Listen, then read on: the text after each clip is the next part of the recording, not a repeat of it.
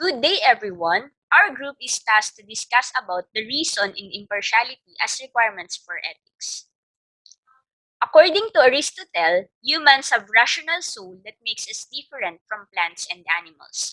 So according to Aristotle, there are three types of soul, namely vegetative soul that is found in plants, sensitive soul that is found in animals, and rational soul that is unique in humans. So according to him, these three types of soul, vegetative, sensitive, and rational, are present in humans. So the vegetative soul is responsible for growth, and sensitive soul is responsible for us to feel, and then the rational soul is responsible for us to think and reason out. So, what is being rational? So, rationality is the capability of a human being to think logically with the ability to reason towards sound conclusions based on facts and evidence, draw inferences from life situations and circumstances, and make well-reasoned judgments based on factual information. So, rationality is the thing that makes us different from plants and animals. So, plants and animals doesn't have the capacity or the ability to reason out. Uh, unlike us human beings. So we have the ability to have complex reasoning. So unlike us, plants and animals doesn't have the ability to think about what is good or bad and what is right from wrong. So a person is considered as rational or reasonable when his beliefs or actions comply with the moral principles and is subjectively guided by them. So our actions must be guided by our reasons. So if we don't have the proper reasons in decision making, so our life will have a big mistake. Reason. Reason is the basis or motive for an action, decision, or conviction. It is the capacity for logical, rational, and analytic thought, for consciously making sense of things. In other words, reason is the drive that makes us do things, or our justification whenever we do things, and a result of putting several considerations into our minds. Since human beings are rational, they have free will to strive for perfection. Human beings are rational, meaning we are able to tell wrong from right. With this rationality, we have a free will to strive for perfection by minimizing wrongdoings. But we need to put in mind that no matter how much we try, how much effort we put, we will never be perfect, only better. The fulfillment and well-rounded development brings happiness to humans. In order to be ethical, humans must do actions that expresses rationality.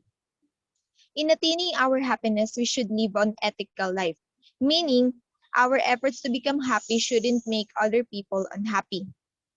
Next, moral judgment must be backed by best arguments and reasons for us to arrive with the best decision in a situation. When it comes to moral judgments, we should always consider other people's situation and we must choose the best decision for everybody. Impartiality. Morality requires impartiality with regards to the moral factors affected by a violation of a moral rule. Morality requires the impartial consideration of each individual's interest. So first, let us define impartiality. Impartiality is a principle of justice, holding that decisions should be based on objective criteria, rather than on the basis of bias, self-interest, prejudice, or preferring the benefit to one person over another for improper reasons. So impartiality is also known as fair-mindedness or even-handedness. It involves the idea that each individual's interests and point of view are equally important. If there is reason, there is always impartiality, because through impartiality, we weigh in our reasons. For example, in GMA News, we often hear their tagline, walang kinikilingan, walang pinoprotektahan serbisyong totoo lamang. It is an example of impartiality because it only means that they're not going to be biased. They will just going to tell you only the truth.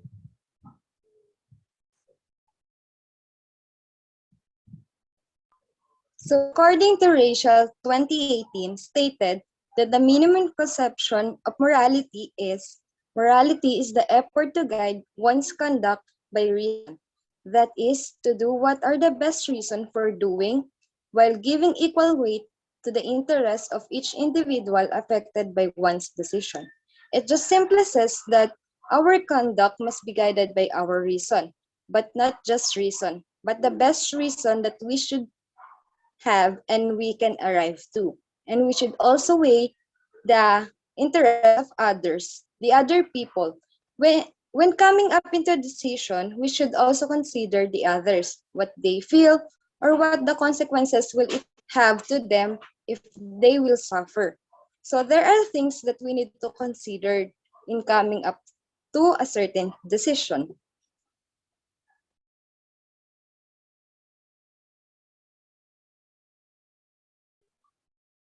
Let's proceed with Scott Ray's 7-step moral reasoning model in year 2009. This 7-step moral reasoning model is the recommended step for you to follow before you come up with a decision making. So the first step is gather the facts. Second, determine the ethical issues. Third, determine what virtues or principles have bearing on the case. Fourth, list the alternatives. Fifth, compare the alternatives with the virtues or principles. Sixth, consider the consequences. And finally, seventh, make a decision. So for you to be better understand, let's have an example. So the scenario is, Anna have a brother. He is no longer studying and have no job. She noticed that her brother often came home late at night. When he is at home, he often locked himself in his room. One time, Anna decided to check her brother in his room and she saw that her brother is using illicit drugs. What will Anna do? So let us apply the 7 steps of moral reasoning model. So for the step 1, gather the facts. So the facts that we gather are Anna have a tambay brother. Her brother often came home late at night. Her brother often locked himself in his room. And Anna found out that her brother is using illicit drugs. For step number 2, we determine the ethical issues. So the ethical issues are, will Anna report her brother to the police because he is doing bad and it is not good for her brother's health? Or Anna will not report him because they are siblings. Aside from that, he will be mad at Anna if she reports him. She don't want her brother to stay away from their family. So for our step 3, determine what issues or principles have bearing on the case. Comprehensive Dangerous Act of 2002 is the law that will be violated if Anna will keep in silence. It includes this protector or coddler, any person who knowingly and willfully consents to the unlawful acts of provided for in this act and uses his or her influence, power, or position in shielding, harboring, screening, or facilitating the escape of any person he or she knows nor has reasonable grounds to believe on or suspect has violated the provisions of this act in order to prevent the arrest, prosecution, and conviction of the violator. In short, if you knew someone who uses illicit drugs and you protect her no matter what the circumstances is, you violated the law. For step 4, we'll have to list the alternatives. Since Anna cannot tell her brother and her parents directly, she can suggest their parents to talk to her brother and give advice for him to continue his studies or apply for work so that the attention of her brother will have a diversion instead of being a tambay and an illicit drug user. For the step 5, we will have to compare the alternatives with the virtues or principles. Comprehensive Dangerous Drugs Act 2002, Anna can talk to her parents secretly and tell them that she saw her brother using illegal drugs and suggest taking him to a rehabilitation center. For the step 6, we will have to consider the consequences.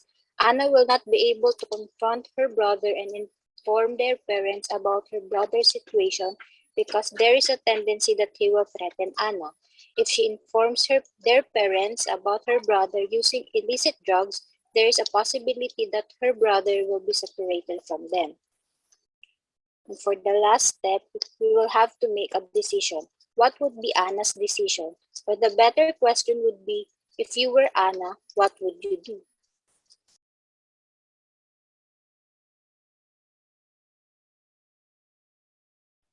So to summarize our presentation, the rationale why reason and impartiality are requirements in ethics, it is because making ethical choices requires the ability to make decisions between competing options. Reasons and impartiality become the basic prerequisite for morality as one is expected to be able to deliver clear, concise, rightful, and appropriate judgments.